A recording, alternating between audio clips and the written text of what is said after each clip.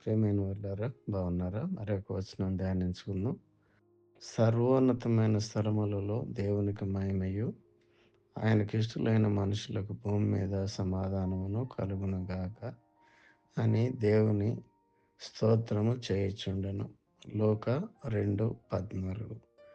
సర్వోన్నతమైన స్థలములలో దేవునికి మహిమయు, ఆయనకిష్టులైన మనుషులకు భూమి మీద సమాధానమును కలుగుగాక అని దేవదూతలు ప్రకటిస్తున్నారు.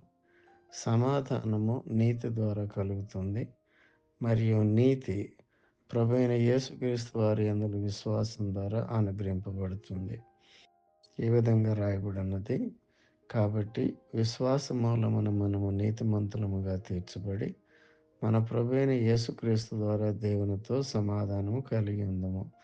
మరియు ఆయన ద్వారా మనము విశ్వాసం వలన ఈ కృపయందు ప్రవేశం గలవారమై అందులో నిలిచి ఉండి దేవుని మహిమను గూర్చిన నిరీక్షను బట్టి అతిశయపడుచున్నాము.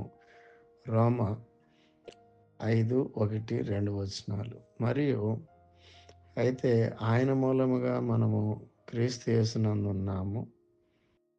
అతిశయించువాడు ప్రభువునందే అతిశయింపవలెనని వ్రాయబడినది నెరవేరినట్లు, దేవుని మూలముగా ఆయన మనకు జ్ఞానమును, నీతియు, పరిశుద్ధతయు, విమోచనమును ఆయను. మొదటి కొరింథీ 1:30-31. మరియు ప్రభువైన యేసుక్రీస్తు వారు భూమి మీదకి వచ్చిన సంపూర్ణమైన ఉద్దేశము ఇదే.